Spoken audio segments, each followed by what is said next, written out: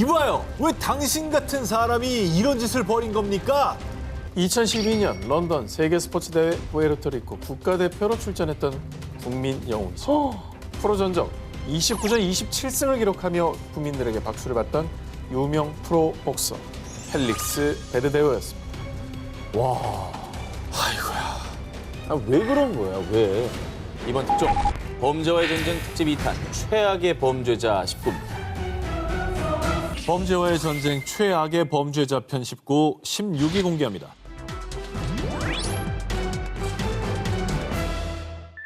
(2021년) 러시아 야로슬라브에 위치한 한 아파트에 모인 세 남성. 여러분 보고 있죠? 후원금 쏴주면 더 재밌는 거 보여드립니다. 많이 주면 다음엔 냉장고를 박살내볼게요. 이들은 문짝과 냉장고를 부수는 등 집안을 난장판으로 만드는 모습을 너튜브와 텔레그피에 생중계했고요. 후원금을 유도하며 과격한 범행을 이어갔습니다. 그냥 최악의 관종으로밖에 볼 수가 없고요. 네. 후원금 때문에 자극적인 콘텐츠 만들고 또 좋다고 세간살이 부수고 막 그러는 거잖아요. 그렇죠. 더 기가 막힌 건 이들이 난장판으로 만든 집은 자신들의 집도 아닌 타인의 집. 그것도 가해자 중 한 명인 바딤과 교제 중인 나탈리아의 집이었습니다. 가택 침입의 기물 파손 아닙니까? 그렇죠. 후원금이 뭐라고 여친의 집을 쑥대밭으로 만든 건데요. 그런데 이건 빙산의 일각에 불과합니다. 이들이 생중계한 건 앞서 보신 난동 영상이 다가 아니었습니다. 주동자 바딤은 정말 악랄하게도 두 친구와 모의해 나탈리아에게 약물을 투여 그녀가 의식을 잃자 집단 성폭행한 뒤 쓰레기장에 유기. 심지어 이들은 끔찍한 범행을 저지르면서도 아무런 죄책감 없이 고작 후원금 때문에 이 과정을 생중계했고요. 이후 그녀의 아파트에서 난동을 부리는 후안무치한 태도를 보였습니다. 돈에 눈이 완전 멀어버렸네. 아 근데 저걸 보면서 경찰에 신고한 사람이 없었다는 거예요? 그 막아줄 사람이 없고 다 후원금을 쐈다는 거예요? 그 후원금을 쏜 사람도 문제가 있는 거 아닌가? 신고를 해야지. 사건 발생 후 경찰은 조사를 시작. 저희가 예전에 소개했던 후원금 때문에 여자친구를 성폭행하고 베란다에 방치해서 사망케 했던 러시아의 스트리머 사건을 포함해 일명 쓰레기 스트리밍 논란이 끊임없이 지속되자 러시아 내에서 후원금 때문에 범죄를 저지르는 스트리머들을 처벌하라라는 강력한 제재를 요구하는 목소리가 높아졌고요. 이에 러시아 당국은 후원금 명목으로 범행을 저지르는 스트리머들을 처벌하고 쓰레기 스트리밍 콘텐츠를 금지하는 법안을 도입했습니다. 또 사후 약방문 아닙니까? 지금 성폭행 당하고 물건 다 부서지고 집 망가지고 한다면 처벌당하면 뭐 하나요 이게? 애초부터 이런 일이 없게 좀 해야 되는 거 아닙니까? 근데 아까 말한 대로 법안이 마련되기 전에 저걸 보면서 신고한 사람이 없다는 게 너무 충격이에요. 그게 더 충격이에요. 그러니까 법안이 있든 없든 간에 바로 신고를 해야지. 그 증거 영상이 바로 나왔는데. 이거는 뭔가 심각하게 왜곡이 된 것 같아요 사람들의 생각들이.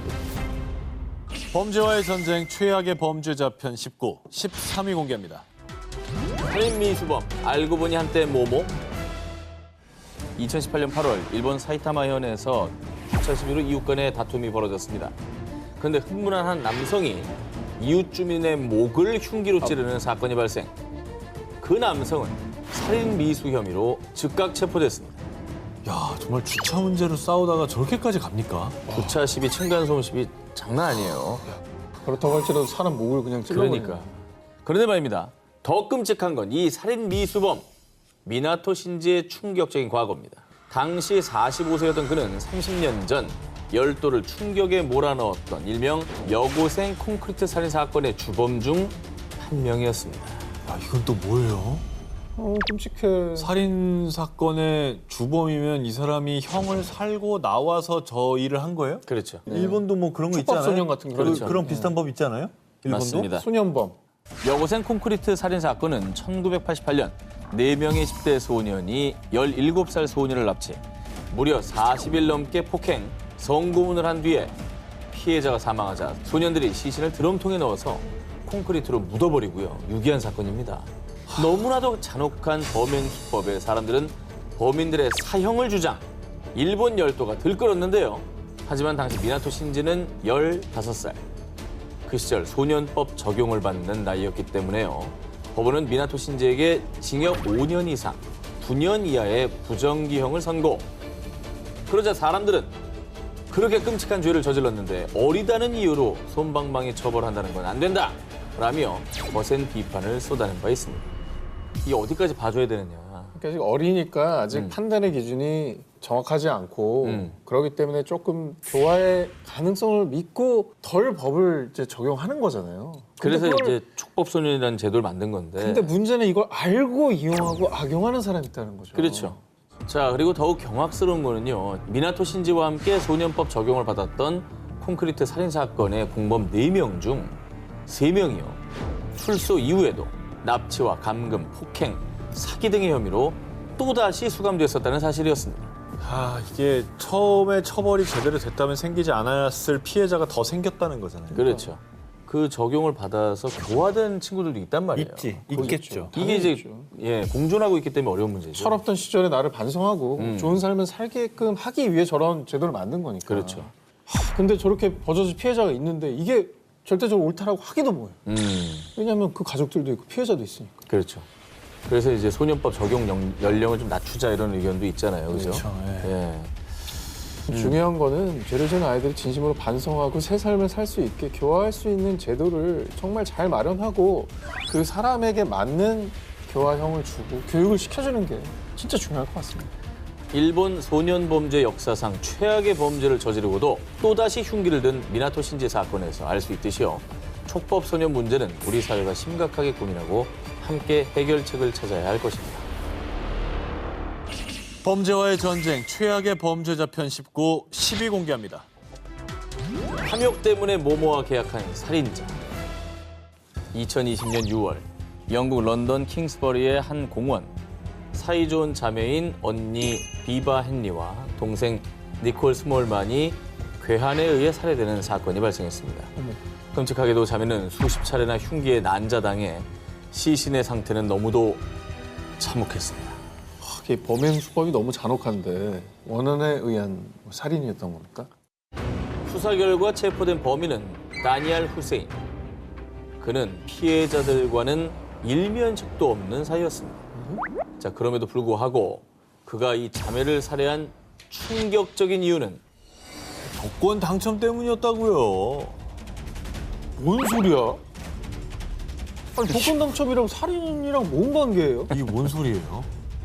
잔혹한 살인마 후세인의 머릿속에는요, 온통 부와 권력에 대한 욕망뿐이었습니다. 후세인의 주장에 따르면 난 지옥의 왕에게 재물을 바치는 대가로 복권 당첨이 되는 계약을 체결했다고요. 하나로 약 5,200억 원 상당의 복권에 당첨되는 조건으로 오컬트 신앙의 악마인 루키포게의 르포 칼레에게 사람을 제물로 바쳤다는 겁니다. 실제로 후세인의 방에서는 3장의 복권이 발견됐고요. 그는 평소 온라인 커뮤니티에서 사탄주의와 신비주의에 대해 연구하는 악마와 흑마법 등에 단단히 심취해 있었다고 합니다. 그 악마가 좋아하게끔 그렇죠. 잔인하게 죽였어야 된다 이거예요? 그냥 악마지 뭐. 아니 사람 죽여서 자기가 돈 받겠다는 거잖아요 이게. 자, 그런데 그가 자신의 피로 서명한 악마와의 계약서에는요, 또 하나의 충격적인 내용이 있었습니다. 제게 부와 권력을 주시면 6개월마다 최소 6명의 여성을 죽여서 바치겠습니다. 저 피로 쓴 거 봐. 짜증나. 사인 바이 뭐야? 에휴. 근데 진짜 소름 돋지 않아요? 만약에 체포 안 됐으면 그러니까요. 6명씩 여성들이 살해됐을 거 아닙니까? 계속 죽였겠죠. 네. 복권은 당연히 안 됐을 거고 복권이 안 된 게 재물이 부족해서라고 생각했을 거고 뭐야. 더 많은 재물을 바쳐야겠다 이렇게 생각을 했겠죠.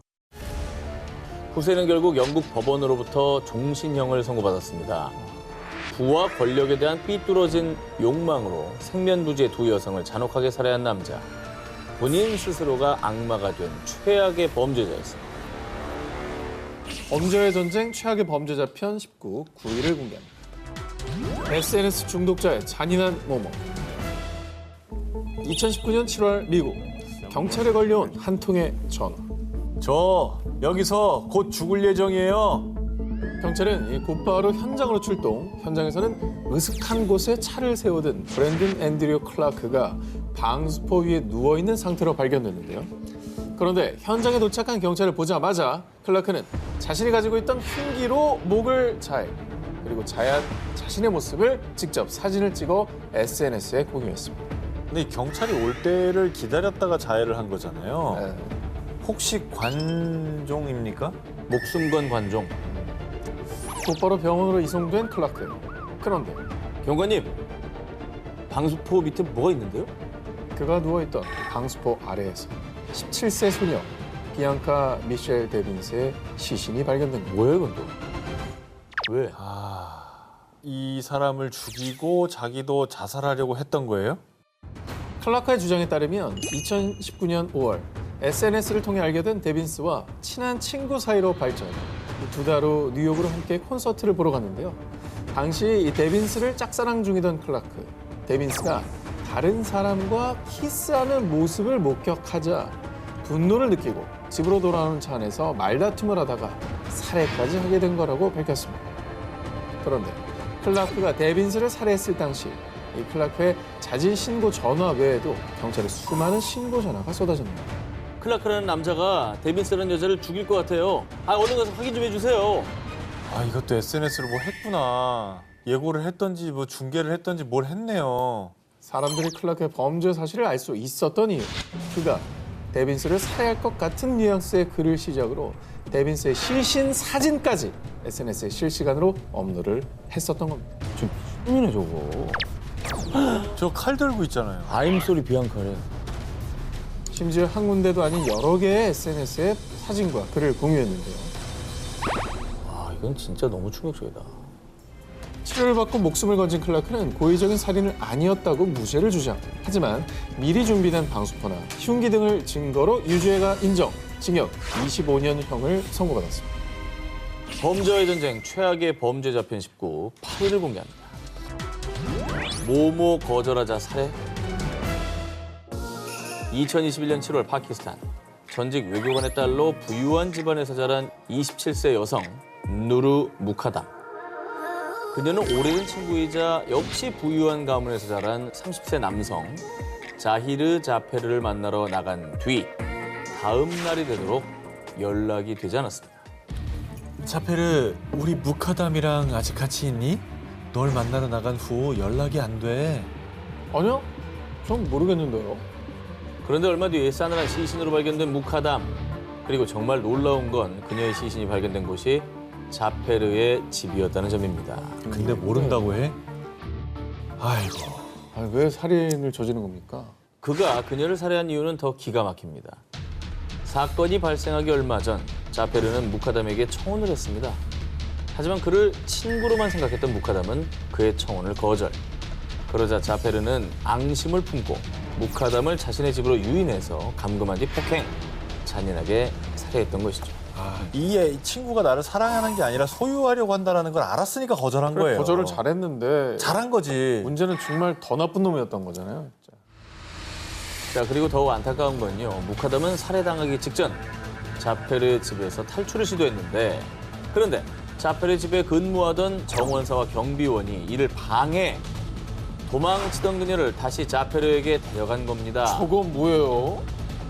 탈출을 시도한 무카담에게 더욱 분노한 자페르는 무카담을 잔인하게 참수. 단지 청혼을 거절했다는 이유로 자페르는 무카담을 무참히 살해한 것이죠. 저 정원사하고 경비원은 뭐는 아무리 자기 월급 주는 사람이라도 그렇지. 저게 말이 됩니까 저게? 한 사람의 생명에 걸린 걸? 그냥 공범이죠, 공범. 자, 그런데 경찰에 체포된 사람들은 주범 자페르뿐만 아니라 무카담의 도주를 막았던 정원사와 경비원. 거기에 자페르의 부모까지 포함되어 있었다는 사실. 부모는 왜? 왜? 아들을 범죄자 만드는데 동조를 했다고? 자, 자페르의 부모는 자신의 아들이 무카담을 잔인하게 살해한 사실을 알고도 사건을 은폐, 증거 조작 혐의까지 받았습니다.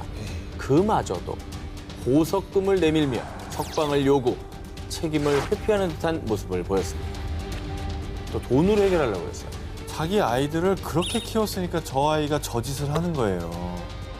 자, 게다가 자페르 측의 변호사는 처벌의 수위를 낮추기 위해서 자페르에게 정신적 문제가 있다고 지속적으로 주장합니다. 파키스탄 시민들은 자페르 집안 배경 때문에 공정한 처벌이 이루어지지 않을까 봐 우려해서 수많은 사람들이 거리로 나와 시위까지 벌였습니다. 결국 자페르는 사형을 선고받았습니다. 묵하담의 탈출을 막은 정원사와 경비원은 각각 징역 10년형을 선고받았습니다. 돈과 권력이 있으면 뭐합니까? 인간이 먼저 돼야죠. 그 부모의 그 자식이라는 생각밖에 안 드네요. 그러네요. 범죄와의 전쟁 최악의 범죄자 편 19, 7위 공개합니다. 모모가 부른 잔혹한 비극. 2020년 9월 중국 스촨성.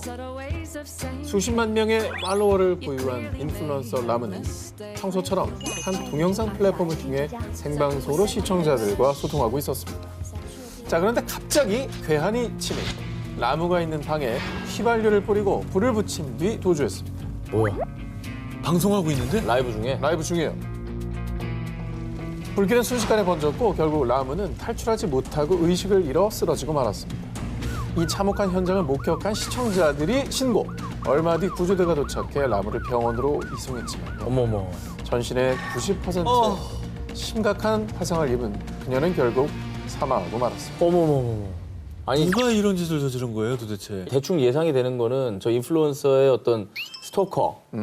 진짜 그게 아니길 바라는데 그거밖에 생각이 안 나요. 그거밖에는 뭐 사실. 아니면 라무에게 뭐 개인적 원한이 있었던. 아하. 자, 사건 발생 3개월 뒤 범인이 체포됐는데요.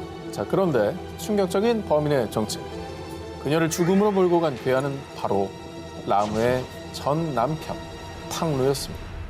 원차는 이혼을 한 뒤에 뭐 앙금이 남아서 복수를 한 걸까요? 또 라이브로 이렇게 행복하게 막 잘 사는 모습에 분노 범죄? 자, 대체 왜 이런 짓을 벌인 걸까? 2009년 탕루와 결혼한 라무는 결혼 직후부터 가정폭력에 시달렸는데요. 당신은 날 사랑하는 게 아니잖아요. 제발 이혼해줘요. 폭력을 견디다 못한 라무는 이혼 소송을 제기. 2020년 6월 겨우 탕루와 이혼할 수 있었습니다. 그런데 이혼 후에도 탕루는 줄곧 라무를 찾아와 재결합을 강요해 또다시 폭력을 두드리며 위협했는데요. 하지만 라무가 끝까지 재결합을 거부하자 탕루는요. 다른 남자한테 웃어주지 말랬지. 다 죽여버리겠어. 인플루언서인 라무가 방송을 통해 다른 남성들과 소통하는 것에 불만을 품고 범죄를 계획. 그렇게 라무를 사지로 내몬 것이었습니다. 이게 아까 그거랑 똑같은 거네. 이게 소유를 하려고 한 거예요, 소유를. 사람으로 대하거나 여자로 대하거나 사랑하는 사람으로 대하는 게 아니라 이 예쁜 인형을 내 거라고 소유하려고 하는 거라고. 그러니까 이게 딴 남자한테 웃는 꼴도 지금 못 참아주는 거야. 아니 그리고 라이브를 보는 사람을 다른 남자로 인식했다는 것 자체가 정신병이죠. 의처증을 넘어선 저건 정신병이라고 봅니다, 저는. 자, 그런데 말입니다. 공안에 체포돼 법정에선 탕루의 주장. 전 아내에게 겁만 주려고 했다고요. 죽일 의도는 전혀 없었어요. 그렇습니다. 유족에게 용서도 구하지 않고 뻔뻔하게도 말도 안 되는 변명만 늘어놓은 탕루. 하지만 재판부는 탕루가 범행 전 일부러 휘발성이 높은 고급 휘발유를 골라 방화를 저질렀다는 점에 주목. 범죄 수법 또한 매우 잔혹하다면서 탕루에게 고의살인죄로 사형을 판결했습니다. 한 여성을 향한 집착이 만들어낸 비극. 그것은 결코 사랑이 아닌 끔찍한 범죄에 불과합니다. 범죄의 전쟁, 최악의 범죄자 편 19, 3위를 공개하겠습니다. 범죄자로 추락한 모모. 2021년 5월 1일, 푸에르토리코. 산호세 인근의 호수에서 한 임산부가 살해된 채 발견됐는데요. 그리고 얼마 뒤 범인이 FBI에 자수. 그런데 범인의 정체가 공개되자 사람들은 큰 충격에 할 말을 잃고 말았습니다. 이봐요. 왜 당신 같은 사람이 이런 짓을 벌인 겁니까? 사람들을 놀라게 한 범인은 살해된 임산부 케이실라 로드리게스의 연인이죠. 뱃속 아이의 아버지였습니다. 아이고, 연인을 살해한 것도 기가 막힌데 심지어 자기 아이를 임신 중이었는데 살해를 했다. 그렇습니다. 그거 지금 유명한 사람이네. 그러니까 당신 같은 사람이라 그러지. 범인은요. 2012년 런던 세계 스포츠 대회 푸에르토리코 국가대표로 출전했던 국민 영웅이죠. 프로 전적 29전 27승을 기록하며 국민들에게 박수를 받던 유명 프로 복서 펠릭스 베르데우였습니다. 왜 그런 거야, 왜? 뭐 때문에? 뭐라고 들어도 이해는 안 가겠지만 드러나 봅시다. 사실 펠릭스는 가정이 있는 유부남.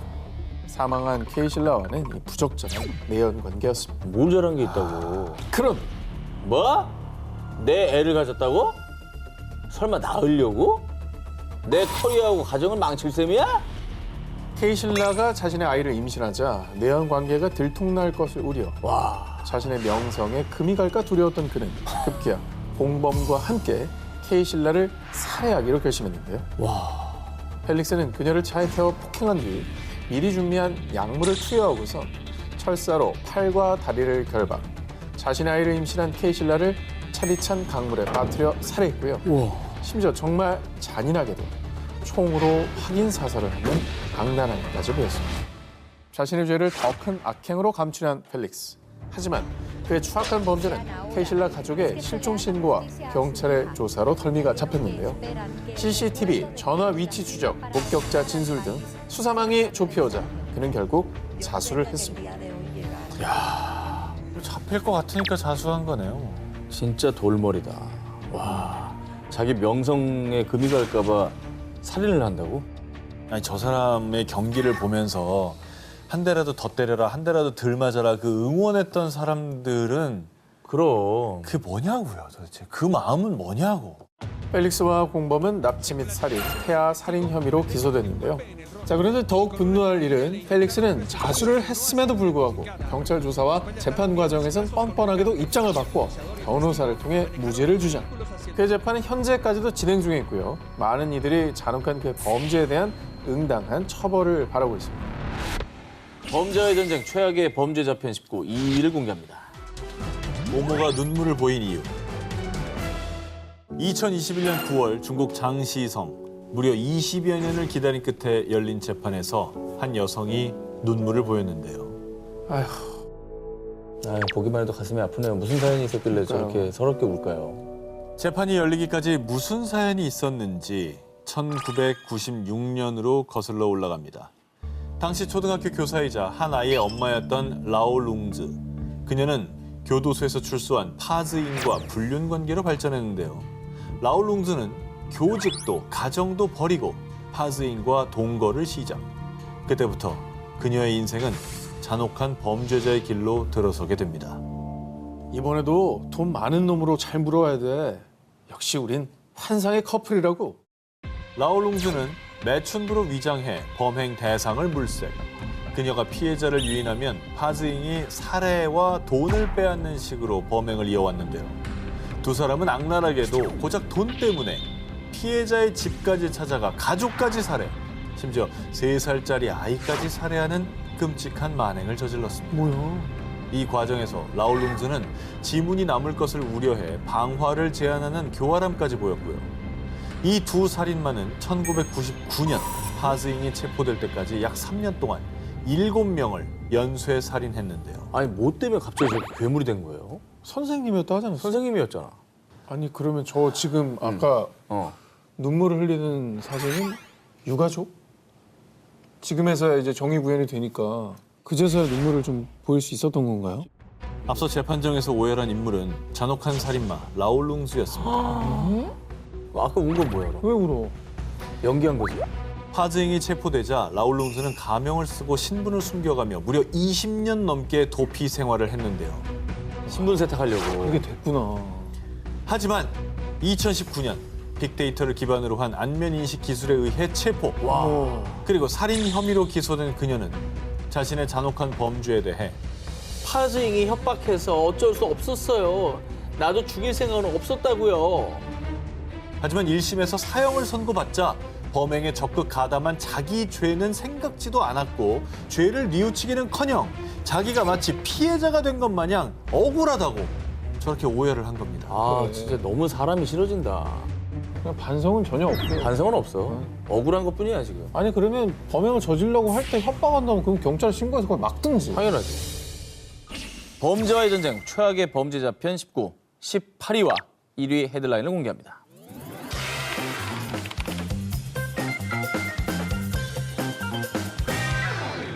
올해 1월 미국 뉴욕 소아과에서 근무하던 간호사 줄리 디보노와 머리사 우라로가 긴급 체포됐습니다. 이들이 체포된 혐의는 서류 불법 위조, 그리고 불법 위조한 것의 정체는 백신 증명서였습니다. 엥? 이게 사회의 어떤 안전망을 파괴하는 그런 행위인 거죠. 하전염시키는 거지 뭐. 자기 몇 푼 벌자고 전 사회에 지금 코로나 확진자 수를 늘리는 데 공을 세운 거 아닙니까 지금. 특히 2021년 12월경 미국에서는 코로나19 변이 바이러스가 급격히 확산. 지난 1월에는 일일 확진자 수가 약 80만 명, 그리고 일일 사망자 수는 2,000명에 육박했고요. 코로나19 입원 환자도 최고치를 기록하며 의료 체계에 비상이 걸렸는데요. 이에 당시 뉴욕에서는 음식점, 체육관, 극장, 카페 등 실내 다중 이용 시설을 이용하려면 코로나19 백신 접종 증명서를 반드시 제시해야만 했습니다. 그런데 이런 상황에서 범인들은 간호사라는 직업을 악용해서요. 2021년 11월부터 성인에게 약 25만 원, 어린이에게는 약 10만 원씩 받고 가짜 백신 증명서를 발급했습니다. 아니 같은 그 병상에서 열심히 일하시는 그 간호사분들 보면서 뭐 느껴지는 게 없나요? 그러니까요. 돈 몇 푼 때문에 뭐 어쨌든 백신 접종 여부는 개인의 선택이긴 하지만 불법으로 백신을 접종한 척 위장하는 백신 패스를 발급하는 건 이건 아닌 거죠. 아니죠. 경찰이 간호사 한 명의 집을 압수수색한 결과 무려 현금 약 10억 7천만 원과 수익 내역이 적힌 장부가 발견됐는데요. 어마어마하게 했다. 조사 결과 두 간호사가 가짜 백신 증명서 발급으로 챙긴 부당 수익은 한화로 무려 18억 원에 달했습니다. 그러니까 어림잡아 7천 명의 미접종자에게 가짜 백신 증명서를 내준 셈입니다. 미접종자 7,000명한테 저거를 나눠줬으면 그중에 또 감염을 시킨 사람들도 있을 거 아니에요. 당연히 있죠. 없겠어요. 얼마나 많겠냐고. 반만 쳐도 3,500명인데. 그리고 그 패스로 받아서 들어간 곳에서는 또 자유롭게 마스크도 벗고 그럼. 안심하고 있었을 거 아니에요, 사람. 안심하죠. 다 QR하고 하니까. 전 세계 의료진의 얼굴이 먹칠을 한 겁니다. 뉴욕주 법에 따르면 가짜 백신 증명서 연루자들은 최대 15년 징역에 처할 수 있는데요. 하지만 탐욕스러운 범인들은 자신들이 평소 모범적인 경력을 쌓은 존경받는 간호사들이었다며 무죄를 주장하고 있습니다. 될 근거도 애지간히 없었나 보네요. 지난 경력을 들먹일 정도면 뭐 자기가 뭐 자기를 존경해요? 뭐예요? 존경은 남한테 나오는 거지. 자기가 왜 존경합니까? 그런 말을 하는 게 더 창피하지 않나? 1997년 11월 콜롬비아 페레이라에서 시신 25구 발견. 1998년 2월 콜롬비아 제누아에서 시신 2구 발견. 불과 4개월 사이 잇따라 발견된 어린아이의 시신. 수사 초기 콜롬비아 내전으로 인한 대량 학살 또는 종교 집단의 소행으로 추정했지만요.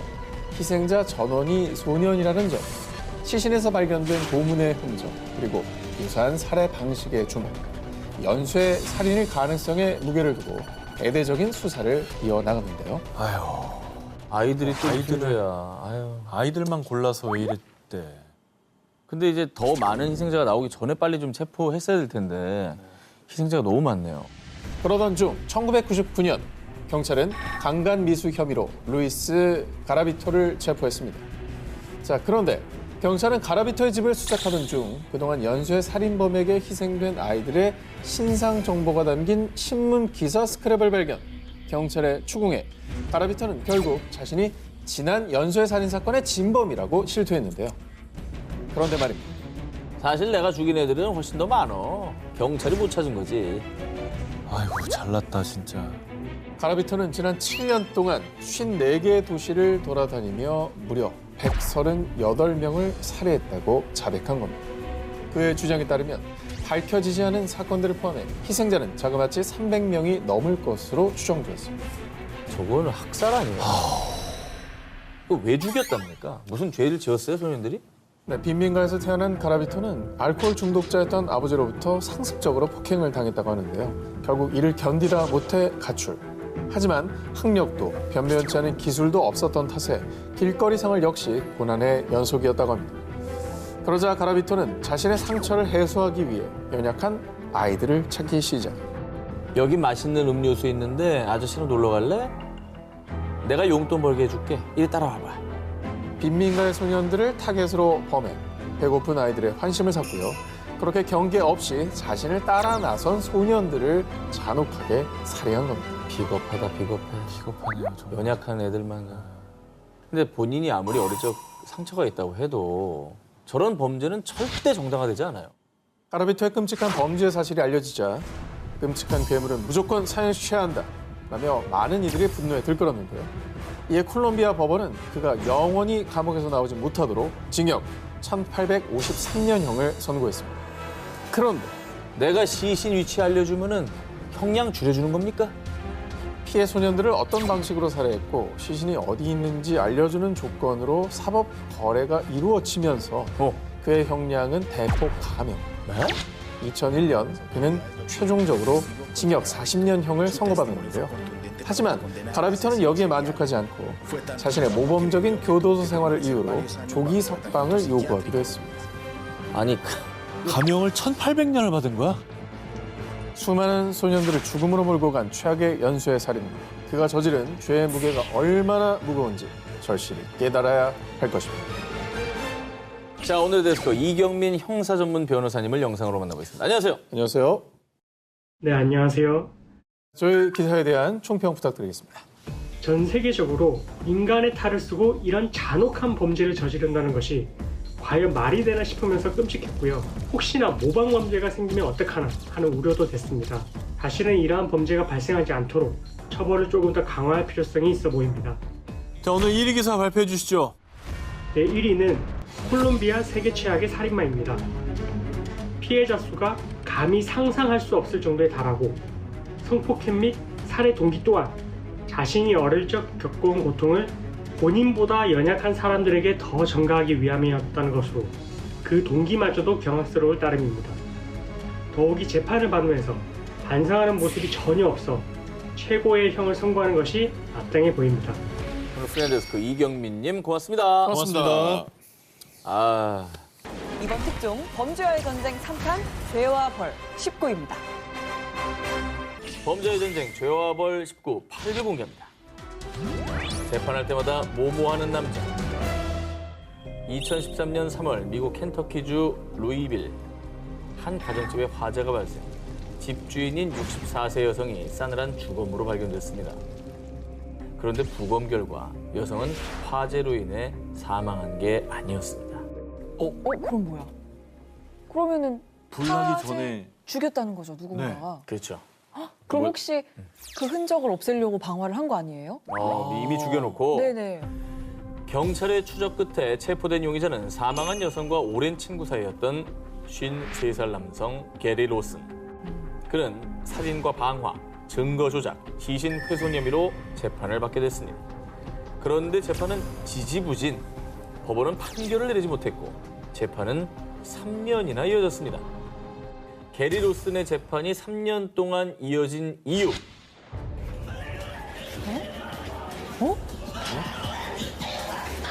뭐라고요? 뭐야?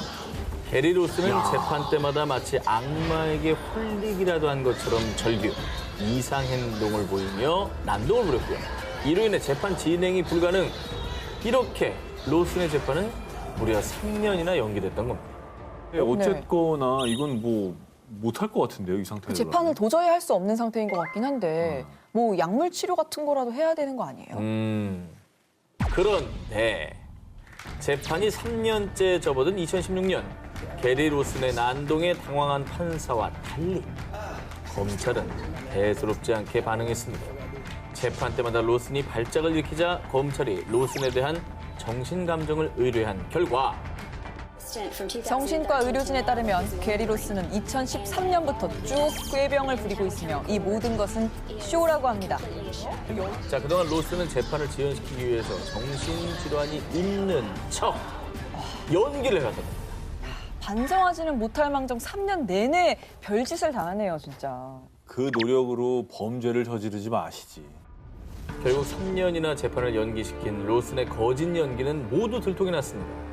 법원은 살인과 방화, 증거 조작, 시신 훼손 등 모든 혐의를 포함해 재판을 지연시킬 목적으로 연기까지 행한 게리 로슨에게 최대 85년형을 선고했습니다.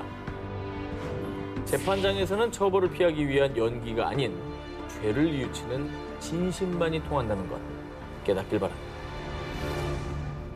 범죄와의 전쟁, 죄와 벌 19 7위 공개합니다. 시신 없는 살인 사건 해결한 모모. 2017년 6월 미국 중국인 유학생이었던 장잉잉이 돌연 실종. 경찰은 CCTV를 통해 장잉잉이 한 남성의 차에 타는 것까진 확인했지만 이후 더 이상 그녀의 흔적을 찾지 못했는데요. 그러다 얼마 뒤 경찰은 결정적 제보를 입수. 크리스텐슨이란 남성을 살해 용의자로 체포했습니다. 오, 실종 사건이 아니고 살인 사건이었네요. 근데 그 남자가 살인범이라는 뭐 증거를 찾은 겁니까? 사실 경찰은 실종된 장잉잉의 시신은 찾지 못했습니다. 그런데도 불구하고 경찰이 크리스텐슨을 체포한 이유. 크리스텐슨의 여자친구 블리스의 주장에 따르면요. 사실 이 여자 내가 죽였어. 시신은 절대 찾지 못할걸. 크리스텐슨 본인이 장잉잉을 성폭행한 뒤 살해했다고 자신에게 고백했다는 겁니다. 심지어 구체적으로 범행 수법을 묘사한 크리스텐슨. 이에 블리스는 경찰에 신고. 하지만 경찰에 체포된 크리스텐슨은요. 글쎄, 나는 그런 말을 한 적이 없다니까요. 그리고 그 여자가 죽었다는 증거도 없잖아요. 자신은 살해 사실을 자백한 적이 없다고 주장했습니다. 그러니까 둘 중에 뭐야? 한 사람은 일단 거짓말하는 건데 네. 블리스의 증언 말고 다른 결정적 증거가 없으면은 사실 처벌하기 힘들죠. 증거가 없으니까요. 법정에선 크리스텐슨은 결국 살해 혐의가 인정돼 가석방 없는 종신형을 선고받았는데요. 뭐야? 그럼 채택된 거죠, 증언이? 그렇죠. 오, 법정에서 크리스텐슨이 살인범이라고 판단한 결정적 증거 바로 녹취 파일. 크리스텐슨이 범행을 자백할 때 여자친구인 블리스가 그의 말을 녹음하고 있었던 겁니다. 오, 역시. 이 녹취 증거 덕분에 결국 크리스텐슨은 범행을 시인했습니다. 그리고 크리스텐슨의 이 끔찍한 범행에 유족들과 일각에서는 사형을 주장, 엄중한 처벌을 요구했는데요. 하지만 시신 없는 살인 사건인데다가 녹취 증거만으로는 한계가 있었던 걸까요? 배심원들은 끝내 사형 선고에 대한 의견 일치를 보지 못했고요. 결국 판사는 사형 대신 가석방 없는 종신형을 선고했습니다. 범죄와의 전쟁, 죄와 벌 19, 6위 공개합니다. 살인범을 밝혀낸 소녀의 모모. 2019년 4월 방글라데시 18살 소녀 라피가 학교에서 온몸에 화상을 입은 채 발견. 라피는 병원으로 긴급 이송됐지만 결국 사망하고 말았습니다. 라피의 분신 자살인가 싶었던 이 사건은 명백한 살인 사건이었는데요. 너무도 충격적인 사건의 진실. 사건 당일 라피는 복면을 써 얼굴을 가린 의문의 남성들에 의해 학교 옥상으로 끌려갔는데요. 성추행 고소한 거 당장 철회해. 안 그러면 너 죽여버릴 거야. 2주 전 학교 교장에게 성추행 당해 고소를 했던 라피. 범인들은 라피에게 교장에 대한 성추행 고소 철회를 강요한 겁니다. 하지만 라피가 끝까지 응하지 않자 그들은 라피의 몸에 등유를 끼얹고 불을 질러버렸는데요. 그렇게 그들은 라피의 죽음을 분신 자살로 위장하려 했습니다. 너무 화가 나요. 범인이 어쨌든 자살로 위장을 하려고 그 짓을 벌인 건데 네. 범인은 잡았어요? 가까스로 구조돼 병원으로 이송된 라피가 죽음에 직면한 순간에 남긴 이것이 법정에서 증거로 채택, 범인들이 법의 심판을 받게 된 것인데요. 라피가 사망 직전에 남긴 결정적 증거. 교장 선생님이 절 성추행했어요. 이 일로 전 죽겠죠. 온몸이 불에 타는 끔찍한 고통을 겪은 라피. 하지만 범인을 밝히기 위해 그 엄청난 고통을 겨우 견뎌내고 죽음 직전 자신의 목소리를 휴대폰에 녹음, 증언을 남겨놓은 겁니다. 그렇구나. 이후 비록 라피는 사망했지만 라피가 남긴 증언을 토대로 경찰이 수사에 나섰고요. 그 결과 교장이 성추행 사건을 무마하기 위해 라피를 청부 살해한 사실을 밝혀냈습니다. 결국 라피 살해에 연루된 범인 16명은 사형을 선고받았는데요. 죽어가는 순간에 남긴 결정적 증언, 말로 표현 못할 고통 속에서도 범인을 처벌하고 싶었던 소녀의 한 맺힌 마음 아니었을까요? 범죄의 전쟁, 죄와 벌 19, 5위를 공개합니다. 모모 들통난 살인자. 2004년 미국 마이애미. 당시 14살 중학생이었던 마이클 에르난데스는요. 평소 연쇄 살인범을 동경, 급기야 절대 해서는 안 될 짓을 저지르고 말았습니다. 화장실로 따라와봐. 보여줄 게 있어. 같은 반 친구 제이미 고프를 미리 준비한 흉기로 잔혹하게 살해. 결국 법정에선 에르난데스는 1급 살인 혐의로 가석방 없는 종신형을 선고받았습니다. 아니, 어릴 때잖아요, 이게. 어떻게 이렇게 끔찍한 범죄를 저질렀을까요? 아, 근데 피해자도 너무 가엾고. 그런데 2012년 미성년자에게 가석방의 기회를 주지 않고 종신형을 선고할 수 없도록 법이 개정되면서요. 복역 중이던 에르난데스에게도 재심의 기회가 주어졌습니다. 그렇게 2016년 다시 법정에 선 에르난데스. How senseless it was because he was always such a good friend to me. And I wanted to apologize to his family, to his mother. I had to learn over the years how wrong it was, what I did, and how much pain I caused you. 재판장에서 고개를 떨구고 참회의 눈물을 흘리며 반성하는 모습을 보였는데 난 너무 불안한 게 솔직히 연기일까 봐. 저게 진심이면 그나마 좋겠는데 근데 또 엄청 어린 나이였으니까 진짜 반성을 했을 수도 있지 않을까요? 그게 가만히 되고 반성하는 모습이 가만히 돼서 네. 감형해주는 쪽으로 가지 않을까라는 생각이 들긴 하는데요. 하지만 판사는 에르난데스에게 또다시 종신형을 선고. 화끈하네. 반성이 반영이 전혀 안 됐나 보네요. 자신의 죄를 반성하고 참회의 눈물을 흘리는 에르난데스를 지켜보던 검사는 네, 보여주기식 눈물 잘 봤습니다. 통화 내용을 내가 들어볼 거라고는 생각 못 했나 보죠?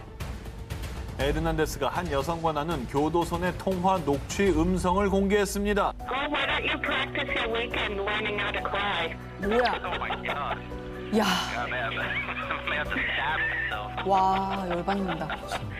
Oh my God. You better bring a sharp object to the interview. You have something in your hand, Mr. Hernandez? No. Stab. Oh, see, I can... 야, 진짜 나쁜. 자기 죄를 여전히 반성을 안 하는 거잖아요. 날 좀 찔러볼까? 눈물 안 나면? 그러니까. 어떡하지? 뭐 이러고 앉았잖아 지금. 괘씸한 범인이네요. 저거는 가중처벌해야 돼. Mad one day. 통화 녹취 공개로 인해 드러난 에르난데스의 악어의 눈물. 법이 베푸는 마지막 온정인 가석방 기회마저 뻥 차버린 에르난데스는요. 2021년 4월 결국 감옥에서 지병으로 생을 마감했습니다. 자, 이 죄인에게 주는 벌의 목적이라는 게 처벌뿐 아니라 교화에 있는 거잖아요. 교화의 효과는 전혀 없었던 것 같고 이런 어떤 시스템을 역이용하려 한 점이 아주 악랄해 보입니다. 예. 범죄와의 전쟁, 죄와 벌 19, 4위 공개합니다. 45년 만에 충격적인 모모. 2016년 9월 영국 13살, 14살 된 두 소녀를 성폭행한 혐의로 법정에선 80대 남성 알버트 스타키. 당시 법정에는 피고인 스타키의 딸 카렌 라카트도 자리했습니다.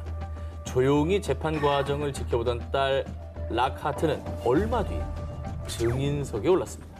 오, 근데 뭐 딸이 아버지의 증인으로 나온 걸 보면은 좀 아버지를 그래도 좀 유리한 증언을 하려고 나온 걸까요? 그런데 말입니다. 딸의 입에서 흘러나온 아주 충격적인 말. 저는 사실 어릴 적 아버지에게 성폭행을 당한 적이 있습니다. 아유. 으아, 그렇습니다. 아빠 스타키는 45년 전 겨우 11살이었던 딸 라카트를 성폭행. 자, 이렇게 스타키는 친딸의 몸과 마음에 지울 수 없는 상처를 입혔던 것이죠. 당시 너무나 어렸던 라카트는 아빠가 자신에게 저지른 짓이 무엇인지조차 알지 못했다가요. 점차 나이가 들면서 아빠가 해서는 절대 안 될 잘못된 행동임을 깨달았지만요. 엄마가 이 사실을 알게 되면 상처받으실 거야. 엄마만이라도 행복하게 해주고 싶었던 딸 라카트는 가슴 아픈 진실을 마음속에 감추고 살았던 것입니다. 이렇게 45년간 감춰진 스타키의 추악한 민낯. 그런데 스타키는 반성을 모르고 또다시 어린 소녀들을 성폭행. 더 이상 스타키의 끔찍한 행태를 참을 수 없었던 딸 라카트는요. 아빠가 엄벌을 받을 수 있도록 용기를 내서 진실을 증언했고요. 결국 판사는 스타키에게 징역 16년형을 선고.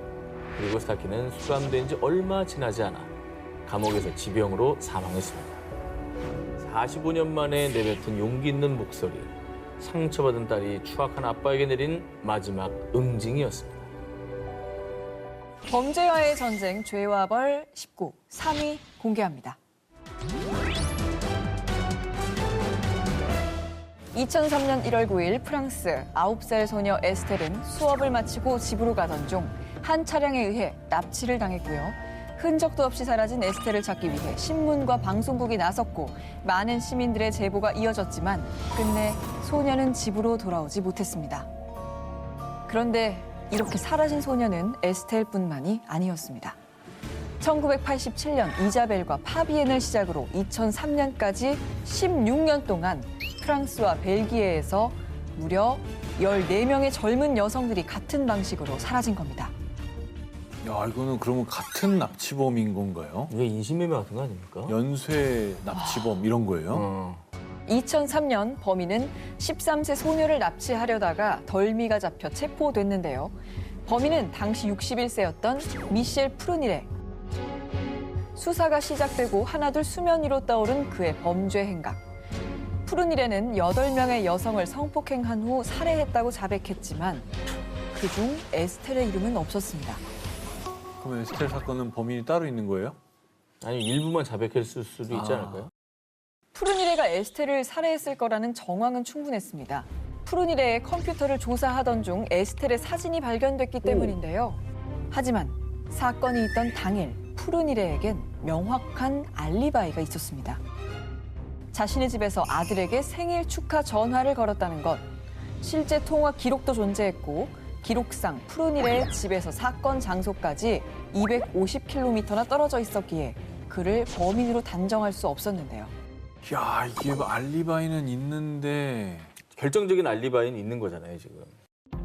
증거도 에스텔도 찾지 못한 채 수사 종결. 결국 이 사건은 미제로 남을 뻔했는데요. 그런데 그 후로부터 16년 후인 2019년 에스텔 사건에 반전이 일어납니다. 바로 결정적 증인이 등장하며 프루니레는 에스텔 사건으로 다시 법정에 서게 되는데요. 사건의 키를 쥔 증인의 정체는 바로 그의 아내였던 모니크 올리비에.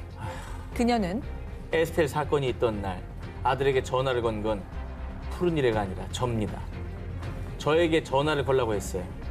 그날 그는 다른 곳에 있었습니다. 아니 이 얘기를 왜 이제 해? 협박당했을 수 있지. 무슨 협박이야? 벌써 범죄가 몇 갠데. 사실 그의 아내 올리비에는 프루니레의 납치와 살인을 도운 공범이었습니다. 에? 프루니레가 체포될 당시 같이 체포되어 무기징역을 선고받은 상태였는데요.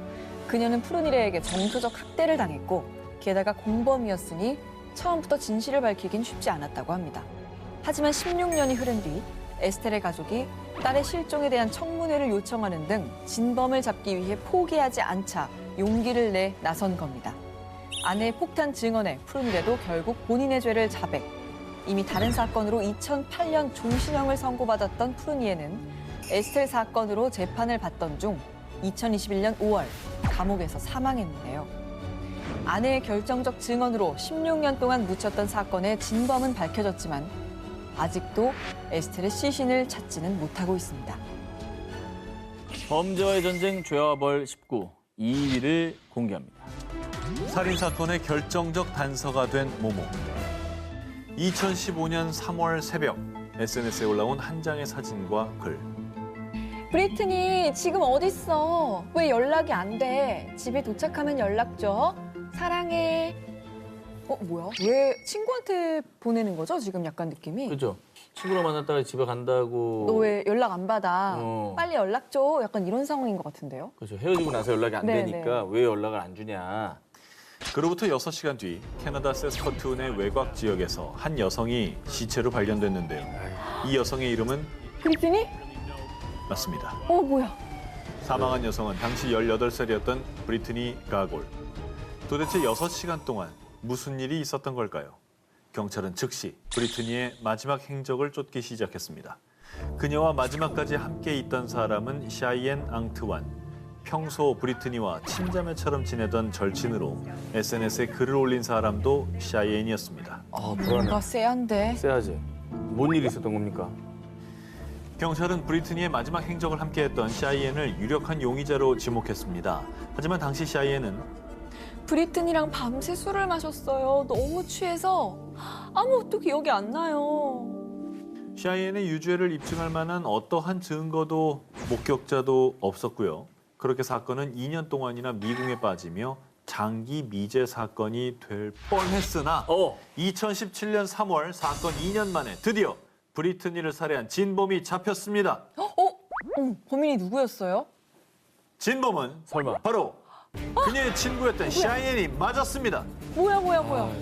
뻔뻔스럽게 거짓말한 거예요, 그러면? 그러니까 2년 동안 찾지 못했던 결정적 증거가 뭐가 나왔던 얘기 아니에요? 그렇죠. 네. 재판에서 결정적으로 채택된 증거는 바로 사건 당일 샤이엔이 SNS에 올렸던 이 사진입니다. 다시 한번 자세히 봐주시죠. 왜? 무서워. 그냥 무서워. 그냥 왜?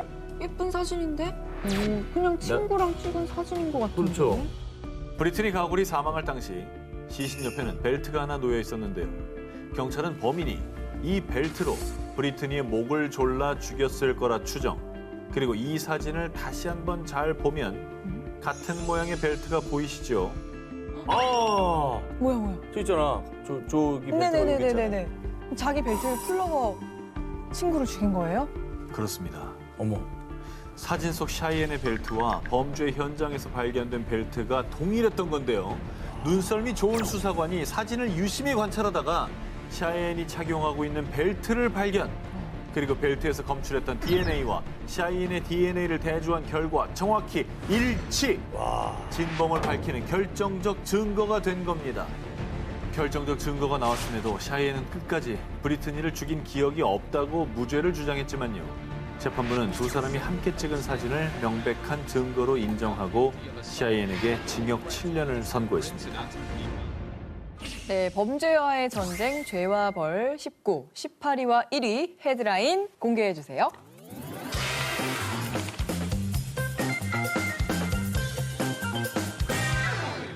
(1991년) 미국 캘리포니아주 멕시코 출신의 베나비데스는 여자친구의 21개월 된 딸 콘수엘로를 성폭행 및 살해한 혐의를 받고 있었습니다. 그는 콘수엘로가 사고로 사망했다고 무죄를 주장했지만 배심원과 재판부는 베나비데스에게 사형을 선고했습니다. 21개월 아이요. 21개월은 두 돌도 안 된 애잖아요. 방송에서 할 말은 아니지만 좀 계속. 그런데 16년이 지난 2009년 사건은 생각지도 않은 반전을 맞이하게 됩니다. 사형수로 복역하던 중이던 베나비데스는 캘리포니아 대법원에 청원서를 제출. 베나비데스 사건의 보고서를 재조사하던 다이아몬드 박사는 충격적인 사실을 발견하게 되는데요. 아니, 내가 잘못된 증언을 했던 거야? 무슨 말이야? 이거 뭐예요, 갑자기? 갑자기 새로운 증거가 나온 거예요? 다이아몬드 박사는 소아과 전문의로 1993년 베나비데스 재판 당시 의료 기록 등을 바탕으로 콘수엘로가 성폭행을 당했다고 증언한 인물 중 하나인데요. 그런데 당시에 전달받지 못했던 새로운 증거가 발견된 것입니다. 어떤 증거길래? 궁금하죠? 네. 베나비데스의 항소 변호사가 입수한 병원 기록에 따르면 콘수엘로가 처음 입원할 당시 의사와 간호사들은 출혈의 흔적이나 성적 학대로 인한 부상을 발견하지 못했다고 보고돼 있는데요. 하지만 해당 사건 재판 당시 중요한 병원 기록들이 제출되지 않았던 것입니다. 그러니까 다이아몬드 박사는 일부 의료 기록에만 의존해 잘못된 증언을 했던 것이죠.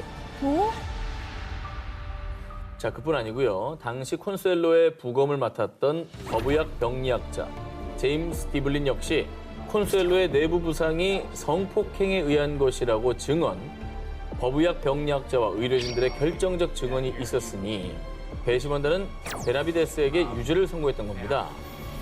근데 그 법의학 병리학자는 왜 이렇게 성폭행을 당한 거다라고 증언을 했을까요? 법의학자 디블린이 이 사건을 성폭행으로 인한 살인 사건으로 본 이유, 당시 콘수엘로는 의료기관에서 응급처치 및 검사 과정에서 카테터 삽입 시도로 인해 그녀의 성식기가 부상을 입었던 것입니다. 콘수엘로가 처음 입원할 당시의 상태, 수술을 받았던 기록 등 중요한 증거가 제출되지 않아 리블링과 의료진들은 콘수엘로의 신체가 훼손된 모습만 보고 판단했던 것이죠. 야, 이거 그럼 아닐 수도 있다는 얘긴데? 이에 베나비데스에 대한 재판은 다시 열리게 됐는데요. 다이아몬드 박사는 이 사건의 배심원단은 부정확한 의료 정보에 근거해 베나비데스에게 사형을 선고했습니다. 이 부당함을 바로잡길 바랍니다. 자신의 친한 증언이 잘못됐음을 인정했고요. 아동학대 분야의 최고로 불리는 전문가 아스트리드 히거 박사 또한 성적 학대로 사망했다는 기존 부검 결과는 가능성이 터무니없이 낮습니다. 라고 밝혔습니다. 결국 긴 공방 끝에 베나비데스는 26년 만에 혐의를 벗고 석방될 수 있었습니다. 왜곡된 증거와 잘못된 증언 때문에 긴 세월을 사형수로 살아야 했던 베나비데스. 억울함은 바로 잡았지만 송두리째 흔들린 그의 인생은 그 누가 보상해 줄 수 있을까요? 야, 이거 근데 아까 욕하셨잖아요. 저기 되게 심한 욕하셨잖아요. 사건의 개요도 듣지 않은 채 결 이라는 얘기를 하셨거든요. 저분은 아니라 너무나 억울한 겁니다. 자, 일단 제가 정말 잘못했습니다. 그 정도는 아닐 것 같습니다. 2016년 10월 독일의 한 난민 캠프에서 봉사활동을 하던 10대 소녀 마리아가 성폭행을 당한 뒤 강가에서 익사체로 발견되는 사건이 발생. 당시 독일을 발칵 뒤집히게 만든 이 사건의 용의자는 아프가니스탄 출신의 난민 후세인 카바리였습니다. 아니 난민을 위해서 봉사활동하던 여성을 성폭행하고 죽인 거예요? 이게 사람입니까? 사건 현장에서 카바리의 머리카락이 발견되며 용의자로 지목된 건데요. 이후 프라이부르크 지방법원에서 이루어진 재판에서 그는 제가 나쁜 짓을 한 건 맞지만 죽이진 않았어요. 정말 단순한 사고였다고요. 대부분의 혐의를 인정했지만 살인 혐의에 대해서는 그저 사고였다고 주장했습니다. 아니 그럼 뭐 성폭행은 사실이지만 살해는 하지 않았다는 얘기인 건가요? 그러니까 제가 봤을 때는 성폭행 증거는 있는데 살해 증거가 없으니까 저거라도 빼려고 그런 것 같아요. 그런 거 아닐까요? 네. 당시 CCTV도 또 목격자도 없었고 살인에 대한 단서를 찾지 못해 사건이 미궁으로 빠지려던 찰나 한 줄기 빛처럼 결정적 증거가 등장합니다. 그리고 이 결정적인 증거가 재판에서 인정돼 후세인 카바리는 무기징역을 선고받게 됩니다. 오, 그래도 증거가 다행히 나왔네요. 뭐가 나왔을까? 그 증거는 바로 뭐야 이거? 이 건강 앱입니다. 어? 건강에 저도 쓰는데? 이게 왜? 근데 이게 뭐 어떻게 증거가 되죠? 몇 걸음 이게 나가서 걸렸나? 자, 사건이 있던 그날 밤 이 앱이 후세인 카바리의 범행을 기록하고 있었습니다. 마치 CCTV처럼 말이죠. 어떻게 그 건강 앱이 기록을 했을까요?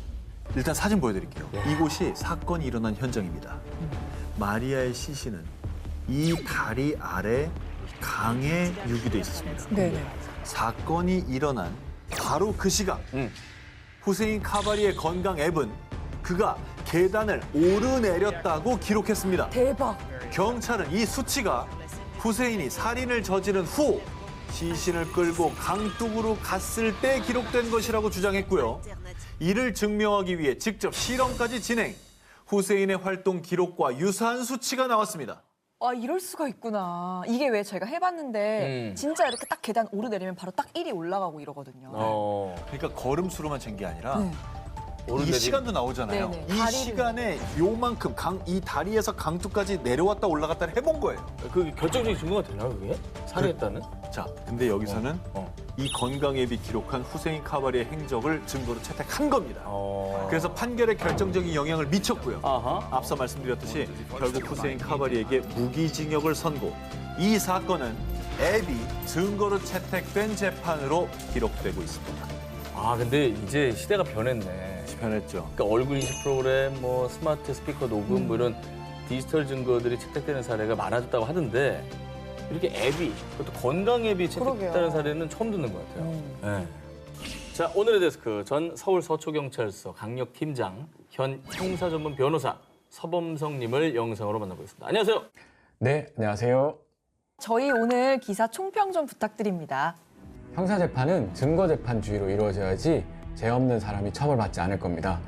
피고인의 자백, 그리고 공범의 증언, 계좌 거래 내역, 여러 가지 증거 자료들이 재판의 증거로서 사용될 수 있을 텐데요. 이러한 증거 자료들에 의해서 억울한 사람이 생기지 않고 처벌받아야 될 사람이 처벌받을 수 있는 그런 부분들을 볼 수 있었습니다.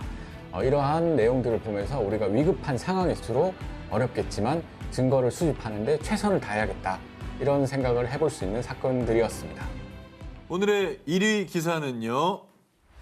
1위는 앱은 범행을 지켜보고 있었다입니다. 이 사건 목격자나 CCTV 등 다른 자료들이 없어서 피해자의 죽음이 피고인의 거짓말에 의해서 덮일 수 있었던 사건인데, 다행히 피고인의 범행 이후의 행적, 그리고 이 사건의 고의로 했다는 고의성까지 입증할 수 있었기 때문에 이러한 의미 있는 증거가 채택된 사건이기 때문에 오늘의 1위로 선정하였습니다.